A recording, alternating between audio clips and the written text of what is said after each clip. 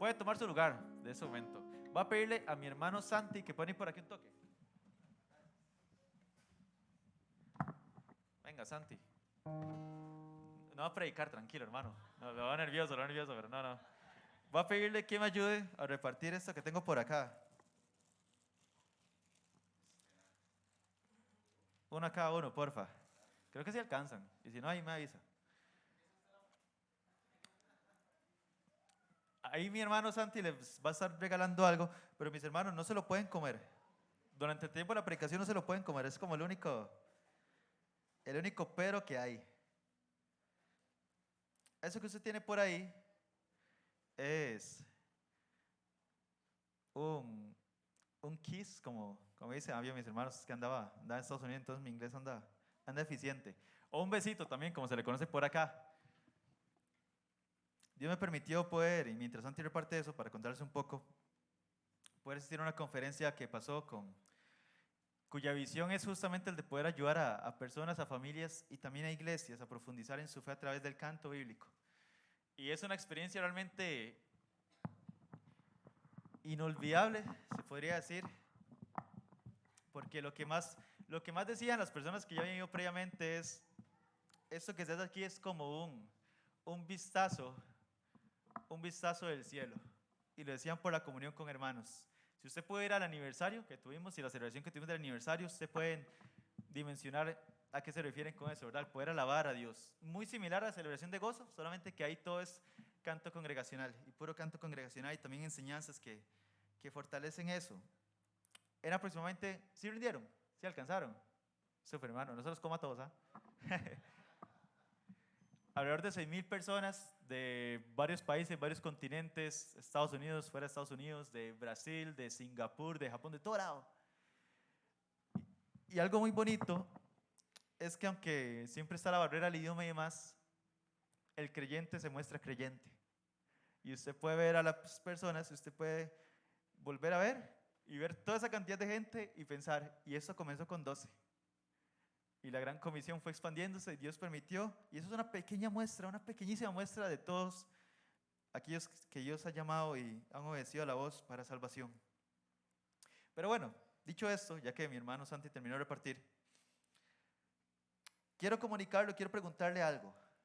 Eso que usted tiene ahí, ese chocolate que usted acaba de recibir, ¿seguiría siendo un besito, seguiría siendo un kiss si no tuviera chocolate? No, ¿verdad? Ese chocolate con almendra, ¿seguiría siendo un chocolate con almendra si usted le quita la almendra? No, tampoco, ¿verdad? Bueno, pongámoslo un poco más tropicalizado para esa actividad ahorita que se viene, que mi hermano Don Albert ya refirió. El segundo domingo del mes de septiembre estamos ahorita y ya comienza a calentar lo que es la temporada alta de nuestra iglesia.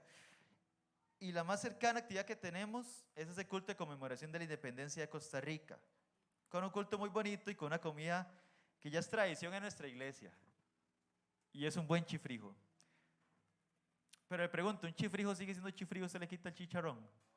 No, jamás, ¿verdad? Solamente es un frijo. Ya le quitó el chi. Entonces, hoy vamos a hablar justamente de la palabra esencial. Así como el chocolate es esencial en ese besito que usted recibió, así como el chicharrón también es esencial en el chifrijo, vamos a estar hablando de lo que es esencial para la vida del creyente. Y ahora sí voy a pedirle que me acompañe puesto en pie para poder decir juntos nuestro lema como iglesia.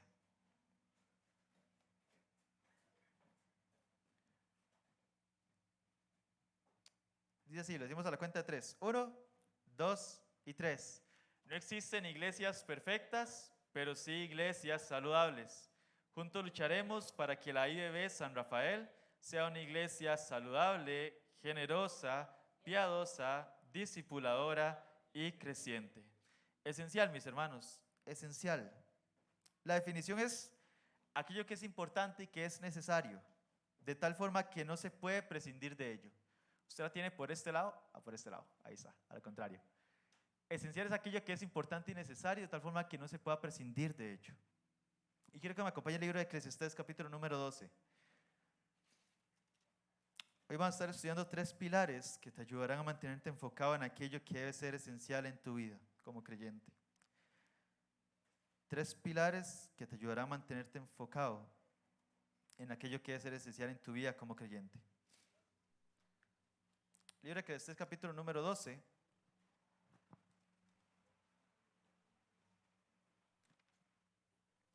Estamos yendo a partir del versículo número 9. Dice así la palabra de Dios. Y cuanto más sabio fue el predicador, tanto más enseñó sabiduría al pueblo. E hizo escuchar, e hizo escudriñar. Compuso muchos proverbios. Procuró el predicador hallar palabras agradables y escribir rectamente palabras de verdad. Las palabras de los sabios son como aguijones, dice el predicador. Y como clavos hincados son las de los maestros de las congregaciones dadas por un pastor. Ahora, hijo mío, a más de esto, sea amonestado. No hay fin de hacer muchos libros y el mucho estudio fatiga la carne. Y los muchachos del colegio dicen amén a eso. El fin de todo el discurso de Dios es este. Teme a Dios y guarda sus mandamientos, porque esto es el todo del hombre. Puede tomar su asiento. El libro que se trata acerca de los temas triviales de la vida, del día a día. Y es un breve resumen que le puedo hacer de este libro, lo que acabamos de leer, por si usted ocupa refrescarlo o no conoce qué ocurre en Eclesiastés. El predicador comienza con una frase que engloba el mensaje primario de todo esto, de este libro, y estoy seguro que usted, si lo ha leído, lo tiene muy claro. Vanidad de vanidades, todo es vanidad. Y esta frase expresa el intento vano que hay en intentar estar satisfecho de una forma independiente de Dios. Él habla acerca de todo aquello que su corazón él deseó, él no lo prohibió, en el capítulo lo menciona. Obras arquitectónicas, las riquezas de ese momento, comidas, servidores, todo aquello en lo que el ser humano puede intentar hallar satisfacción, él dijo, bueno, yo puedo tenerlo, yo lo voy a tener. Y lo tuvo.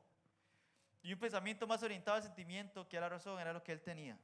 Y en el capítulo número 2, versículo 10, no le pido que lo busque, pero este versículo dice, de que este es capítulo 2, 10, no negué a mis ojos ninguna cosa se desearan, ni aparté mi corazón de placer alguno, porque mi corazón, y ahí lo pueden ver en su pantalla, porque mi corazón gozó de todo mi trabajo, y esta fue mi parte de toda mi faena. Él quiere decir, todo lo que yo quise, eso lo conseguí. No aparté mi corazón de placer alguno. Y eso era por lo que él había trabajado, y era parte también de su esfuerzo. Pero ciertamente, él concluye en el versículo 11 diciendo, todo eso era vanidad y era aflicción de espíritu. Y luego de adentrarse en las preguntas que todo ser humano en algún momento ha tenido de las injusticias de la vida, de las situaciones pasajeras, sin significado e incomprensibles, él hace ese resumen de todo en el capítulo 12. Él creció en sabiduría, dice el versículo 9 de ese capítulo, sabiduría con la cual él quiso enseñar al pueblo. Él buscó decir las cosas de una forma agradable, pero veraz al mismo tiempo. Y aquí quiero hacer un paréntesis, porque es muy lindo cuando nos dicen la verdad de una forma agradable. Y seamos honestos, mis hermanos, a nadie nos gusta que nos corrijan de mala manera. Y con esto quiero exhortarle, diga la verdad y llame la atención cuando sea necesario. Cuide a su hermano, porque es su hermano, cuídelo. Pero hágalo de una forma correctiva, no destructiva. No busque hacer sentir mal al hermano. Usted puede corregirlo de una forma agradable, como en ese momento decía el predicador. Y en el versículo 11 utiliza dos símiles que hacen referencia al cuidado del pastor a un rebaño. Él menciona primero a los aguijones, que hace referencia al cuidado del pastor a un rebaño, para justamente motivar a aquellos animales desganados, y los clavos hincados para que el ganado no se desviara por terrenos peligrosos. O sea, lo que él quiere decir, las palabras del sabio, sirven para motivar a los desanimados y guiar por el camino seguro a quienes por él andan. Y él aclara, y él advierte, él llama la atención al decir que no hay un fin en indagar o en invertir su vida en cuestiones que no guían a algo más. Es lo que él dice en el versículo 12, cuando dice, sea amonestado. Quiere decir, usted que está leyendo esto, hijo mío, ponga atención a esto. Tenga cuidado con eso. Y el versículo 13 dice, aquí hay algo más que es importante. El fin, el resumen y la conclusión de todo discurso de Dios, y ahí tiene un significado original de oír inteligentemente, poner atención, poner escucha. Alguien que va a obedecer al llamado a lo que se le va a decir. De todo lo que el predicador trató en los 11 capítulos anteriores y de la vida en sí, el fin, el propósito es este. Tema a Dios y guarda sus mandamientos, porque eso es el todo del hombre. Aquello que cubre cualquier otro asunto en la vida es la relación con este Dios que Él se refiere y el guardar sus mandamientos. Y con eso en mente quiero que entremos al primer punto de esta mañana. El primer punto es, Dios es esencial. Dios es esencial. Pero para temer a Dios primero, como dice el predicador, hay que preguntarse algo. ¿Cómo es este Dios? Y no podemos temer a quien no conocemos, es la pura realidad. Usted ocupa conocer a alguien para justamente temerle. Y lo que quiere decir aquí es el predicador tema a Dios. Entonces nos preguntamos cómo es ese Dios. Y ese punto claramente no podemos ahondar en cada atributo de Dios porque Él es infinito y nuestras mentes son muy finitas. Pero sí es importante recordar lo siguiente. Ningún atributo está en mayor cantidad que otro en Dios. No es que Dios sea más amor que misericordia, no es que Dios sea más perdón que fiel, no, todos están en la misma proporción. Y usted escucha a las personas que no han estudiado la Biblia realmente, y que ellos hablan diciendo que el Dios del Antiguo Testamento es un Dios distinto al del Nuevo Testamento, porque el Antiguo Testamento es más severo, y usted ve el del Nuevo, un Dios más amoroso y más perdonador. Eso es totalmente falso. Si Dios del Antiguo Testamento no fuera perdonador, la humanidad hubiese desaparecido con la desobediencia de Adán y Eva. Dios es inmutable y eso creemos. Dios no cambia. Y el mismo Dios del Antiguo Testamento es el mismo que está también en el Nuevo Testamento. Él no es que sea más misericordioso que santo, ni es más perdonador que justo. Sus atributos coexisten en una armonía perfecta. Él es justamente misericordioso, es santamente compasivo y cada uno de sus atributos están congeniados de esa forma perfecta. Pero volviendo a la pregunta de cómo es este Dios, quiero que busquemos el libro de Colosenses, capítulo número 1, para qué fue lo que Pablo dijo a la iglesia que estaba en Colosas. Libro de Colosenses, capítulo número 1. Esta iglesia en Colosa había una creciente herejía que ponía en tela de duda la deidad de Jesús, diciendo que Jesús era menor que Dios. Y Pablo, hablando acerca de que Jesús es Dios mismo, dice en el versículo número 16 del primer capítulo de esta carta: porque en Él fueron creados todas las cosas, las que hay en los cielos y las que hay en la tierra, visibles e invisibles, sean tronos, sean dominios, sean principados, sean potestades. Todo fue creado por medio de Él y para Él. Y Él es antes de todas las cosas, y todas las cosas, y cuidado con esta palabra, en Él subsisten. Lo que Pablo quiere decir es, Cristo, quien es Dios, sostiene el universo. Es Él quien permite que todo lo creado siga existiendo y Él lo sigue manteniendo junto.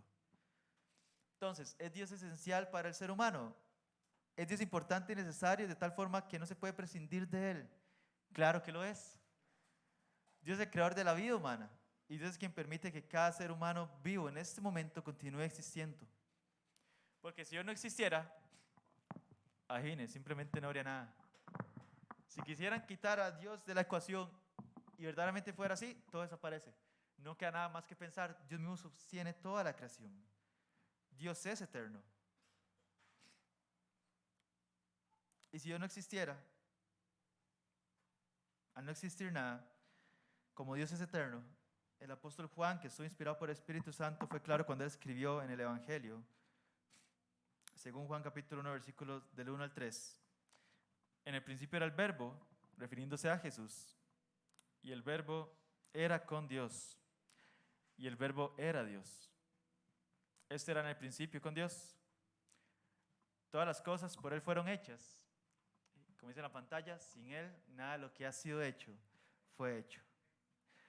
Es decir, Dios eterno, creador, quien creó la tierra con el fin de que fuese habitada, como dice Isaías 45 y 18, merecedor de toda gloria, creó al hombre a su imagen y semejanza, como dice Génesis 1:27, con este mismo fin, para que el hombre le pudiera glorificar. Isaías 43:7 lo dice claramente, donde el Señor mismo a través del profeta dice: todos los llamados de mi nombre, para gloria mía los he creado, los formé y los hice.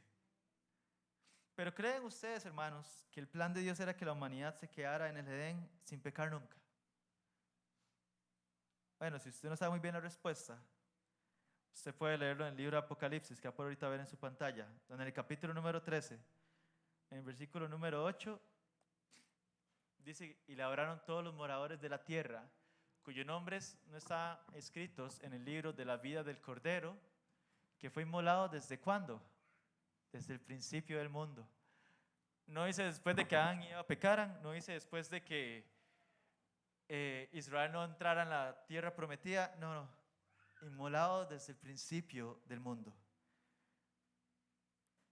No fue inmolado desde los tiempos de Herodes tampoco, cuando lo dice Jesús, no. Ese plan eterno y divino incluía un cordero que sería inmolado mucho antes de la caída del hombre.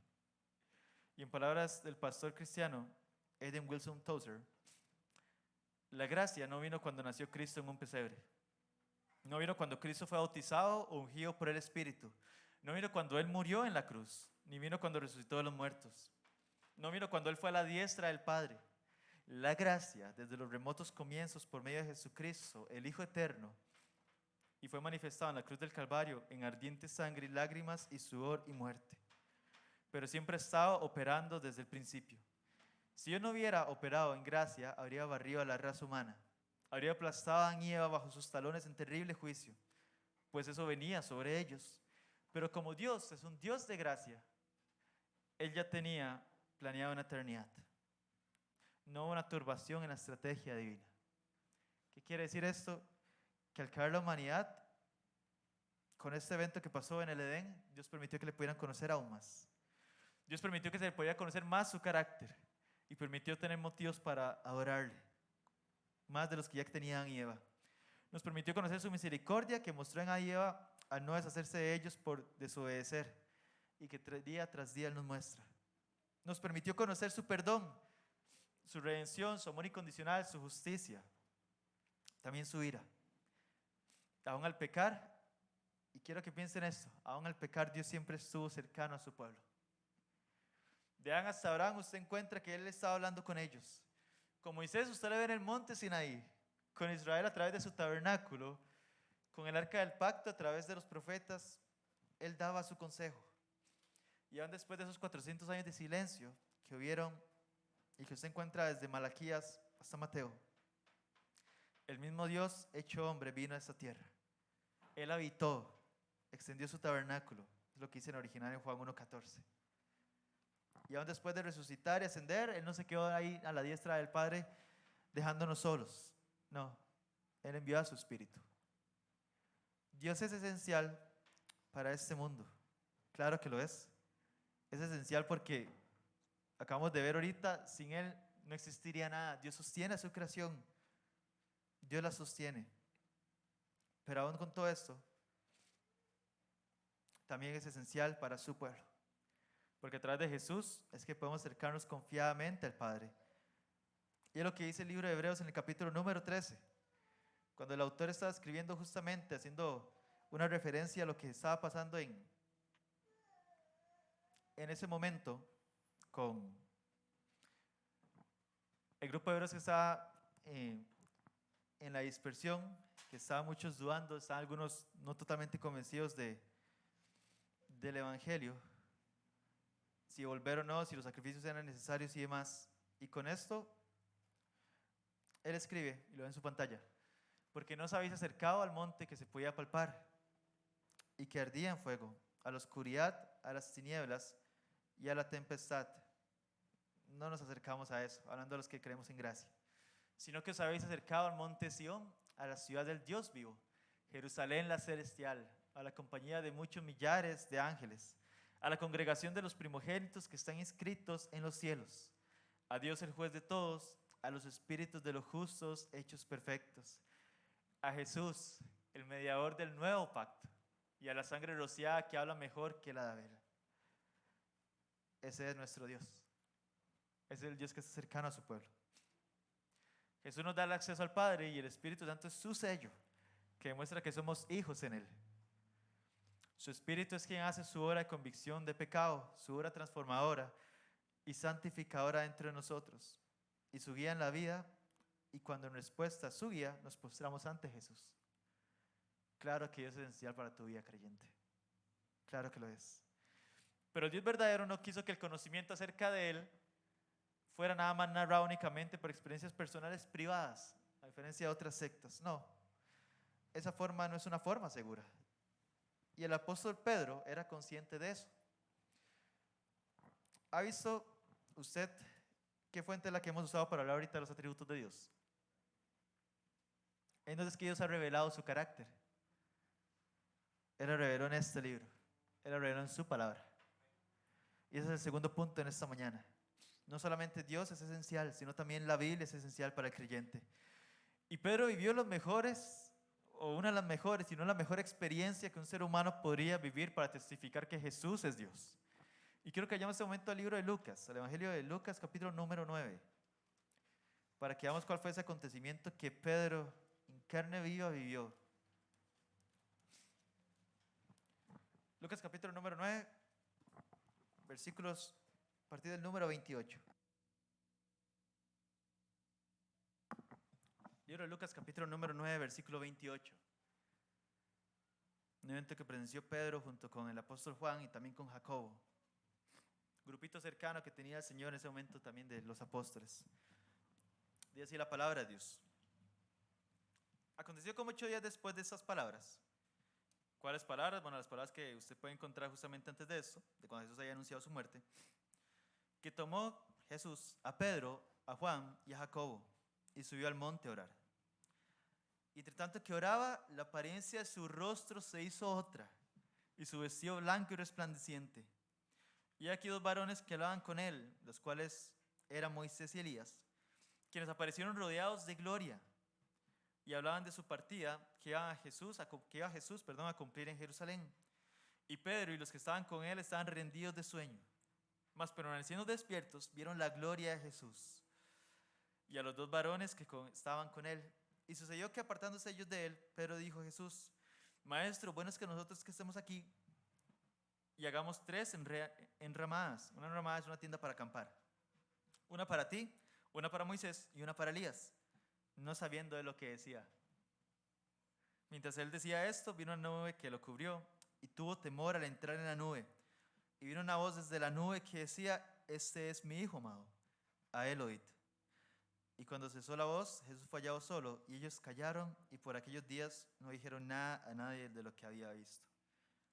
Este acontecimiento se conoce, otros 2 evangelios que lo narran sinópticos, y usted lo ve en el subtítulo de esa parte, como la transfiguración de Jesús. O sea que Jesús cambió su apariencia. Dice que fue una apariencia gloriosa y que resplandeció y que sus vestidos eran blancos, más blancos que la nieve, es lo que me relata en el libro de Marcos.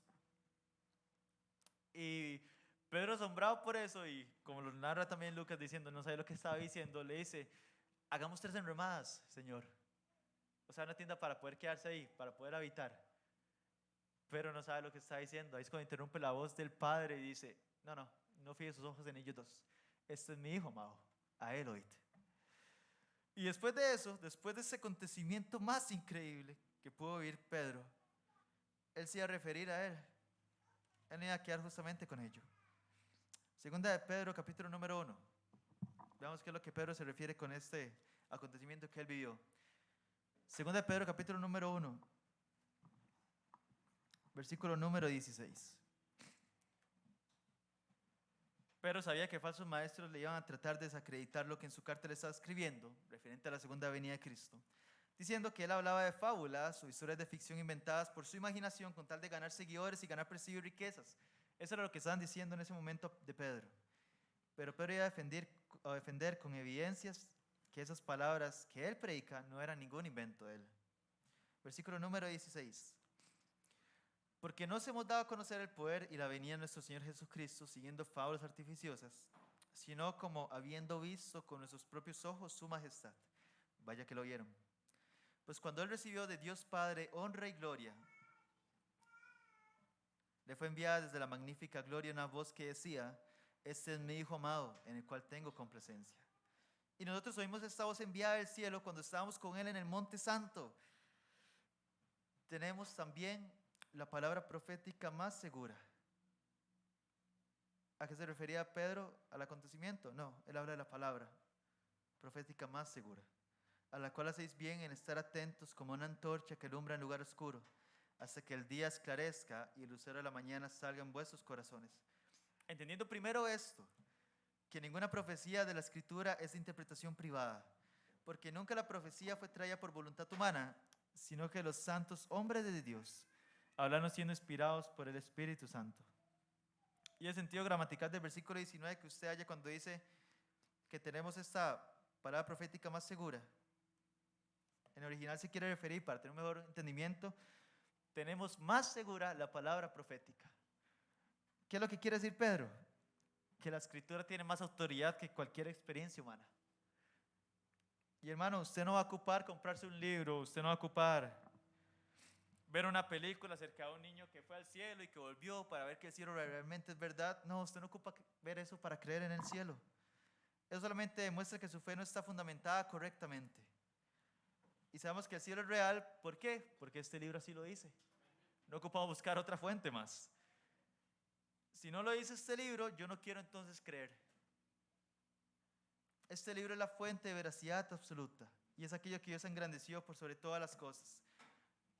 Y en palabras del pastor John MacArthur, la palabra profética, o sea, las escrituras, es más completa, más permanente y tiene mayor autoridad que la experiencia de cualquier persona. La palabra de Dios es una verificación más confiable de las enseñanzas acerca de la persona, la expresión y la segunda venida de Cristo, que a una experiencia de primera mano que tuvieron los apóstoles mismos.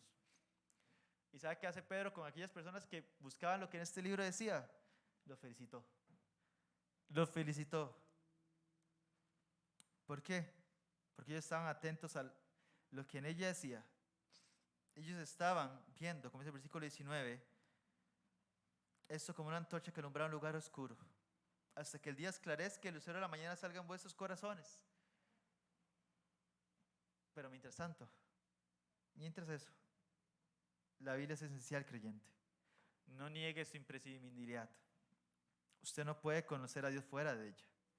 En ella es donde Dios demostró que es imposible que el hombre pueda estar bien con Él al intentar cumplir la ley que Él dejó. Esta es la revelación perfecta de Dios que convierte al alma. Esta es la palabra fiel que hace sabio y sencillo. Son los mandamientos del Señor que causan alegría al corazón. Pura, sin defecto, que alumbra los ojos de aquellos que ven a través de ella. O sea, una antorcha que brilla en lugar oscuro, fue lo que escribió Pedro. Y es tan preciada, creyente, es tan preciada, que el capítulo más largo de toda la Biblia, ¿sabe de qué trata? Salmo 119. Son las alabanzas por la excelencia justamente de la ley de Dios. Son 176 versículos de pura adoración a la palabra de Dios. Y sé que usted sabe al menos algún versículo de ello. Y el más famoso, creo yo, el más conocido, ¿con qué limpiará el joven su camino? Con guardar tu palabra. Este libro es el tesoro más preciado que tenemos en la tierra. No hay otro como él. Y por este libro, miles e incluso millones de hermanos murieron por él. Arriesgaron su vida para que fuese traducido y para que usted y hoy lo tengamos aquí en nuestra mano. ¿Y cómo es posible, creyentes, también que lo tengamos tan a la ligera en nuestra vida? Y le pregunto, ¿en qué momento llegó a interesarnos más una red social o un video que el consejo de Dios? ¿Cómo llegamos al punto de desvelarnos para estar al día con el entretenimiento, con el estado actual del mundo, pero para la Biblia no dejamos espacio? Pero para la Biblia estamos muy cansados como para leerla. Y creyente, con amor le digo esto. Y le pregunto, ¿acaso usted no es su tesoro? David, el rey que escribió acerca de la ley de Dios, en el Salmo 19. Y a mí siempre que pienso esto me asombra. Quien tenía las riquezas que él quisiera, no se podía negar a ello. Y él dice que estas leyes, que eso que el Señor ha escrito, es más preciado que el oro. Su valor es mucho más. Creyente, no puedes guardar sus mandamientos si tan siquiera no la abres. Y si te da pereza leerla, no te importará velar por guardarla tan siquiera. Dios dejó su palabra, aquella que nos conduce a conocer nuestro estado pecaminoso y nuestra necesidad de un Redentor. Y en ella nos guía a conocer más acerca de ese Dios que el predicador escribió en Eclesiastés, que temerle era el todo del hombre. es objetiva, es racional, es veraz y con autoridad para poder decirle al hombre, reconciliados con Dios. Esencial para el hombre natural para saber también cómo acercarse a Él y esencial para el creyente para saber cómo vivir una vida agradable como nueva criatura que es. Y cuando creemos en el Dios verdadero, iremos también sus mandamientos, vemos que el plan de Dios no era tener individuos aislados los unos de los otros. Esa nunca fue la misión de Dios. Y con eso llegamos al tercer punto. La iglesia es esencial. Mis hermanos, nuevamente les digo, son 3 puntos muy vistos por encima. Si Dios lo permite, lo vamos a estar viendo lo que resta este año en los distintos cultos. Ya el miércoles comenzamos con el estudio de por qué la Biblia es esencial, un estudio increíble de nuestro pastor, muy detallado, muy conciso, mucha investigación para entender cómo el Señor ha guardado su palabra y por qué el libro que tenemos es la palabra del Señor. Pero por eso le invito también, mis hermanos, como una parte del anuncio de algo que ya también don Albert recordó, si usted puede, asista a los cultos. Son preciados, realmente son muy valiosos para su vida y para su alma creyente. Pero muy bien, la iglesia es esencial. Punto número 3. Levítico 26:12 dice, y andaré entre vosotros, y yo seré vuestro Dios, y vosotros seréis mi pueblo. En Jeremías 32:28, y me serán por pueblo, y yo seré a ellos por Dios. El profeta Ezequiel escribió, estará en medio de ellos mi tabernáculo, y será ellos por Dios, y ellos me serán por pueblo. 1 Pedro 2:9, cerquita donde usted está haciendo cerrado su Biblia, dice, mas vosotros sois linaje escogido, real sacerdocio, nación santa, pueblo adquirido por Dios, para que anuncie las virtudes de aquel que os llamó de las tinieblas a su luz admirable. Y en Apocalipsis 21:3, cuando todo concluya y cuando ya nuestro peregrinaje aquí cese, el apóstol Juan escribió, y oí una gran voz del cielo que decía, he aquí el tabernáculo de Dios con los hombres, y Él morará con ellos, y ellos serán su pueblo, y Dios mismo estará con ellos como su Dios. ¿Sabe qué apunta todos esos versículos, creyente? Que el cristianismo se vive en conjunto, no aislado, no de una forma separada. Y Dios dejó algo que es importante y necesario, mi hermano, que usted no puede prescindir de ello, y eso es la iglesia. El cristiano que dice que no necesita una iglesia, bueno, no ha estudiado correctamente la palabra de Dios. Y sé que todos tenemos al menos un versículo en mente que nos exhorta a congregarnos. Pero quiero que lo veamos con los versículos anteriores para poder entender bien el contexto del autor, porque muchas veces lo escuchamos y lo citamos, pero ¿qué quería hablar el autor con eso? ¿A qué se quería referir? Libro de Hebreos, capítulo número 10. Busquémoslo, por favor. Libro de Hebreos, capítulo número 10. A partir del versículo número 19. Y le doy un poco el contexto mientras lo busca. Hebreos es escrito a un grupo, adivine qué, de hebreos. Probablemente entre ellos había hebreos que fueron atraídos por el mensaje de la salvación a través de Cristo, pero ellos no estaban totalmente convencidos. De hecho, los convertidos eran también tentados a volver al sistema del sacerdocio levítico y a los sacrificios para la expiación de sus pecados. Algo que sabemos que con Cristo dejaron de ser necesarios. Pero también hay un grupo que, si bien eran salvos, sufrían un rechazo y tenían también persecución de otros hebreos por creer en Jesús. Y el autor aquí se refiere, en esa porción específicamente, a los que aún no se habían entregado al Señor. Y es por eso que llaman en el versículo 22 a acercarse con corazón sincero a Dios. Voy a pedirle que lo podamos justamente leer. Hebreos capítulo número 10, versículo 19. Así que, hermanos, teniendo libertad para entrar en el lugar santísimo por la sangre de Jesucristo, por el camino nuevo y vivo que Él nos abrió a través del velo, esto es de su carne, y teniendo un gran sacerdote sobre la casa de Dios, hablando de Jesús, acerquémonos con corazón sincero, en plena certidumbre de fe, purificados los corazones de mala conciencia y lavados los cuerpos con agua pura. Mantengámonos firmes, sin fluctuar, la profesión de nuestra esperanza, porque fiel es el que lo prometió. Y considerémonos unos a otros para estimularnos al amor y a las buenas obras, no dejando de congregarnos como algunos tienen por costumbre, sino exhortándonos, y tanto más cuando ves que aquel día se acerca. Usted en el versículo número 22 que acabamos de leer, que el autor se refiere a acercarse con un corazón sincero a Dios, hablando de aquellos que no se han entregado todavía a Dios.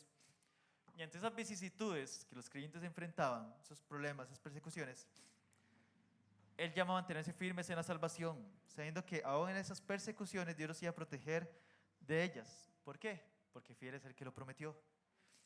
Y de esta forma es como llegamos a los versículos 23 y 24, porque están conectados de una u otra forma.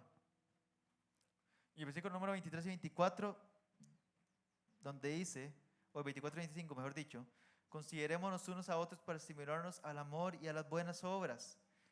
¿Cómo? ¿De qué forma? Porque viene un punto y coma, la idea no ha terminado. No dejando de congregarnos, como algunos tienen por costumbre, sino exhortándonos, y tanto más cuando veis que aquel día se acerca. O sea, el autor de Hebreos está diciendo lo siguiente, está escribiendo y diciendo, pensemos también en los demás.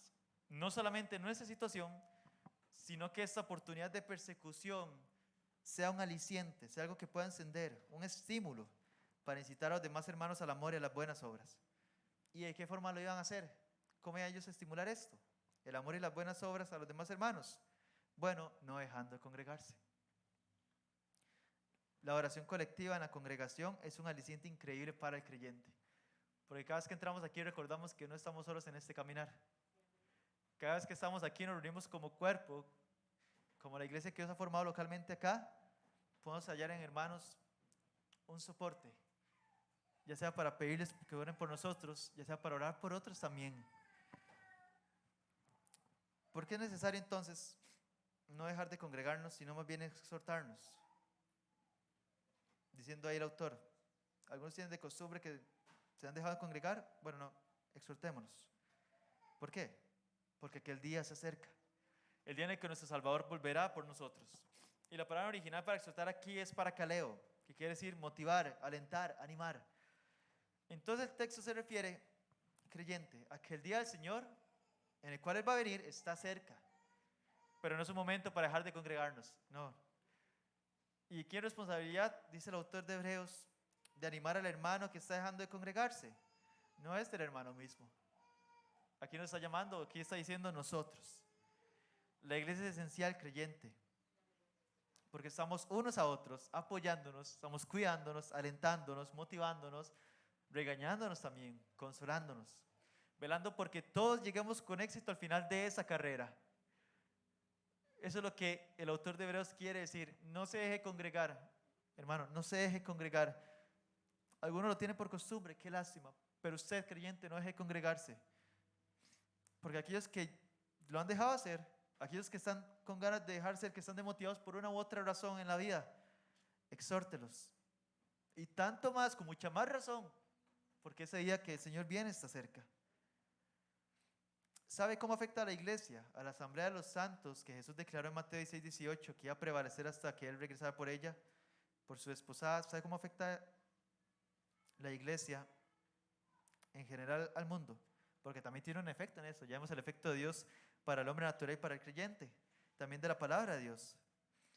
Bueno, la iglesia también tiene un efecto en este mundo natural, y es haciendo callar la mentira y proclamando la verdad en medio de un mundo confundido con tanto relativismo.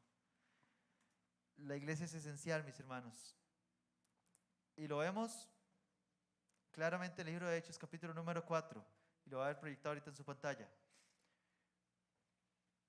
Hechos capítulo 4, versículo 23, aquí el apóstol Pedro justamente había sido encarcelado, los habían azotado, y en versículo 23 llegamos, y puestos en libertad, vinieron a los suyos y contaron todo lo que los principales sacerdotes y los ancianos les habían dicho.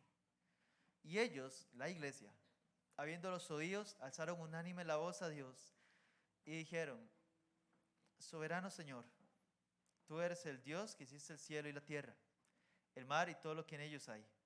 Que por poca David tu siervo dijiste, ¿por qué se amotinan las gentes y los pueblos piensan cosas vanas? Se reunieron los reyes de la tierra y los príncipes se juntaron en uno contra el Señor y contra su Cristo, porque verdaderamente se unieron en esta ciudad contra tu santo Hijo Jesús, a quien ungiste, Herodes y Poncio Pilato, con los gentiles y el pueblo de Israel, para hacer cuanto tu mano y tu consejo habían antes determinado que sucediera. Es decir, Dios, usted ha determinado esto. Y ante ese acontecimiento que está viendo la iglesia, que no era poca cosa, los estaban encerrando, les estaban diciendo: ustedes no pueden volver a hablar en nombre de Jesús. Los habían azotado. ¿Qué es lo que pide el pueblo? ¿Qué es lo que pide la iglesia en ese momento? Y ahora, Señor, mira sus amenazas y conceda a tus siervos fuerza para poder golpearlos. No, no dice eso. Rebeldía para poder hacer una nación. No, tampoco. Conceda a tus siervos que con todo de nuevo hablen tu palabra. Mientras extiendes tu mano para que se hagan sanidades y señales y prodigios mediante el nombre de tu santo Hijo Jesús. ¿Saben, mis hermanos? En un mundo donde todo el mundo dice tener la verdad y hay que respetar cada versión de la verdad que ellos muestran, bueno, la iglesia muestra que solo la palabra de Dios es verdad. La iglesia es la columna y el baluarte de la verdad. Es el faro que va a alumbrar en un mundo de oscuridad. Y aquella iglesia local donde la Biblia está en el lugar que debe estar, se hará notoria, no solo a los que pertenecen a ella, sino a los alrededores donde está esta reunida. La iglesia es esencial en un mundo que busca hacer crecer la mentira. Es esencial en el mundo para frenar que la mentira avance. Y es esencial también en el creyente para ser estimulado al amor y a las buenas obras. ¿Y sabe qué sucede con las cosas esenciales, mis hermanos? No se negocian. Usted no negocia lo esencial. Usted no negocia el chocolate ahorita en su besito, ¿verdad? Usted no hubiera estado feliz solamente llega a Santa y le da una almendra y a todos los demás un chocolate con almendras. Lo esencial no se negocia, mis hermanos. Usted no negocia el fuego para ver si tiene o no una fogata. Usted ocupa fuego para una fogata, lo lógico. Y si usted ya es miembro de esta congregación, le recuerdo que esta es su familia, esta es su iglesia.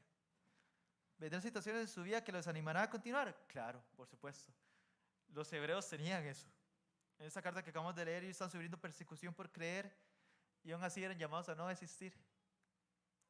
Si Dios los movió acá y usted oró y usted confirmó que ese es el lugar o esta es la iglesia de la que usted quiere ser miembro, pues bienvenido a bordo.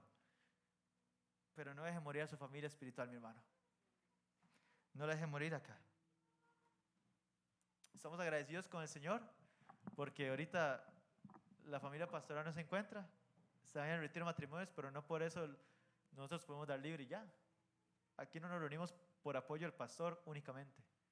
Eso es secundario. Lo primario es reunirnos porque el Señor así lo manda. Y esta es la iglesia del Señor. Y gracias a Dios porque nos da un pastor que hace ayudar las cosas y que continuamos orando por él para que así sea, como que el Señor lo siga usando y lo siga guiando. Y agradecemos a Dios porque ahorita 26 personas, bueno 27 también, porque anda una soltera escapada ahí, anda la hermana Cata, están reunidas en el retiro. Cata anda cuidando a los niños, ¿verdad? Por aquello. No es que anda trayendo material para Osquita, no, hermano, no es por eso. Pero, hermanos, aunque allá hayan 27 personas, la iglesia sigue estando aquí abierta. El domingo sigue siendo el día del Señor y los demás hermanos, nosotros ocupamos estimularnos al amor y a las buenas obras. Así que si ocurre alguna situación, mi hermano, si ocurre aquí alguna situación, háblela con el hermano. Si no llegan a nada, bueno, con el pastor y con otro hermano maduro en la fe presentes, y así sigue el proceso bíblico, Mateo 18. Pero irse a las situaciones complicadas es la opción más fácil, pero para nada la correcta. Creyente, no negocie el si venir a la iglesia o no. Sus hermanos lo ocuparemos para que nos estimule el amor y a las buenas obras. Y usted también lo necesita. O sea que es un hijo de Dios y ya varias semanas, incluso meses congregándose y aún no es miembro. Le pregunto qué espera para ello. Somos llamados a congregarnos, pero también a servirnos los unos a los otros. No se quede en el confort de que eso no es para usted ni demás. No, hermano, eso nunca le ayuda a su vida espiritual. Servir es un aliciente para continuar aquí. Y esos 3 puntos que hemos visto ahorita, familia, son solo un vistazo, como se lo dije ahora, de lo que vamos a andar durante los próximos 3 meses. Se vienen 3 series hermosas, no se pierda ninguna. Dios es esencial, la iglesia es esencial, la Biblia es esencial, porque nuestro Dios nos dejó un libro esencial para seguir sus mandamientos y nos dejó también la estructura de una asamblea esencial para hacer nuestra labor principal como creyentes, y eso es glorificar a Dios. ¿Por qué? Porque eso es el todo del hombre. Eso es por lo que fuimos creados. Dios todo lo pensó. Lo vimos ahorita con Apocalipsis, en el capítulo 13, que leímos que ella había pensado en su hijo para reunir de todo pueblo y de toda nación. Y mi hermano, usted no está solo. Quiero recordárselo. Estamos juntos en esto. Así que pongámonos en pie para orar a nuestro esencial Dios. Con nuestra cabeza inclinada y con nuestros ojos cerrados. Y vengamos en oración ante Él. Señor, tú que formaste los cielos y la tierra y todo lo que en ello hay. Tú que en tu plan eterno y perfecto ya habías determinado, oh Dios, que un 10 de septiembre de 2023, San Rafael de Heredia, se dice que reunía tu iglesia. Señor, cuán hermoso es pensar que usted todo ya lo había planificado, que usted pensó en todo, Dios. Gracias, Señor. Gracias, Dios, porque usted es esencial para que ahorita nuestros corazones, nuestra boca y nuestra mente puedan venir en oración a usted. Usted nos sostiene. Todo subsiste en usted, Padre. Gracias porque usted no nos dejó únicamente con experiencias narradas. No, Dios, su plan no era ese. Usted nos dejó su palabra y su ley. Aquella que nos exhorta, aquella que nos reargulle, aquella que nos consuela y que nos alienta. Pero gracias, oh Dios, porque no solamente nos dejaste tu espíritu y tu palabra, sino que también nos dejaste tu iglesia. Señor, yo agradezco inmensamente por cada uno de mis hermanos que están acá. Gracias, Dios, también por los que se encuentran ahorita en el retiro de matrimonios o los que no están por alguna situación de salud o de trabajo.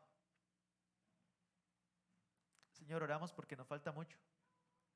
Oramos, oh Dios, porque nuestro camino aquí no ha terminado. Oramos porque usted no nos ha mandado a llamar todavía y usted no ha regresado por nosotros. Para que mientras estemos por acá, podamos crecer en esto, Señor, en valorar lo que usted nos ha dado, en conocerte más, oh Dios, en alabarnos, Señor, como decía Jeremías, no en nuestra sabiduría ni en nuestro poder, sino en conocerte, oh Dios. En estudiar su palabra y en velar por ella, Dios. Señor, no nos permitas poder pasar un día sin abrir tu ley, sin meditar en tus mandamientos, sin poder aplicarlo a nuestra vida y vivir nuestra vida bajo la luz de lo que ella demanda, como hacían los hermanos a los cuales el apóstol Pedro escribió. Que tu palabra, Dios, la lumbrera en nuestro camino, guíe nuestros pasos y nos lleve, Señor, a una vida espiritual madura. Y también oramos, Señor, por nuestra iglesia. Gracias, oh Dios, por la Iglesia Bíblica Bautista San Rafael de Heredia. Gracias, Señor, por este cuerpo que usted ha traído aquí. Gracias porque sabemos que estas puertas, este lugar, este edificio, podrá luego pronto pasar cuando ya no estemos acá, podrá hacer algún otro negocio local, hogar, lo que sea, oh Dios. Pero su iglesia, los cuales somos nosotros, continuará y prevalecerá, oh Dios, porque usted la ha establecido y usted lo ha prometido. Y oramos, oh Dios, para que usted nos permita poder estimularnos juntos al amor y a las buenas obras. Oramos, Dios, para que cuando vengan pruebas a nuestra vida, podamos pensar en nuestra familia en la fe. Quita a nosotros el orgullo, Señor, al pensar que nuestras peticiones no son dignas de ser expuestas con nuestros hermanos. Usted nos ha dejado esto para poder apoyarnos, Dios, no para caminar solos. Que cuando tengamos alguna acción de gracia, que compartir nuestro gozo, Señor, sea también dado a nuestros demás hermanos al esparcir esta buena nueva, Señor, que llega a nuestra vida. Pero ayúdanos hoy a amar nuestra iglesia. Tú nos has colocado acá, Señor. Esta es la iglesia donde usted ha querido que cada uno de nosotros estemos. ¿Durante cuánto tiempo? Usted lo sabrá, oh Dios. Pero mientras estemos aquí, permítenos entregarnos por completo a los demás hermanos. Ayúdanos, oh Dios, a poder amar a nuestro hermano en la fe. Y que nuestra iglesia, Señor, que usted ha puesto, donde sea que vaya, el templo donde sea que usted quiera colocarnos, el terreno donde usted quiera, Padre, que estemos, sea una luz al vecindario, a la comunidad donde esté, Dios. Danos de nuevo, Padre, para poder predicar su palabra. La gran comisión no ha acabado, Señor. Acabará cuando se vuelva por nosotros y cuando ya todo cese, ya no ocuparemos testificar más. No, ya estaremos con usted. Pero mientras tanto, danos, Señor, esfuerzo y de nuevo para poder predicar su palabra, para poder predicar su consejo, Señor, y para poder traer a los perdidos, Señor. Úsanos como los vasos de barro que somos, Señor, para que la excelencia del poder sea suya y no nuestra. Y gracias, Jesús. Gracias porque sabemos que nos falta tanto. Pero aquí estamos rogándote, oh Dios, para que usted nos dé fuerzas, para que usted nos ayude a cambiar aquello que en nuestra vida está mal. Y poder juntos, Señor, continuando, adorándote a ti, oh Dios, nuestro esencial Dios, de la forma en la que nuestra, o tu esencial palabra, nos ha mandado a hacerlo, junto con tu esencial iglesia que has dejado acá, Señor. Tu nombre oramos, Dios, y te damos las gracias en esta mañana. Amén y amén. Muy bien, mis hermanos, así puestos en pie.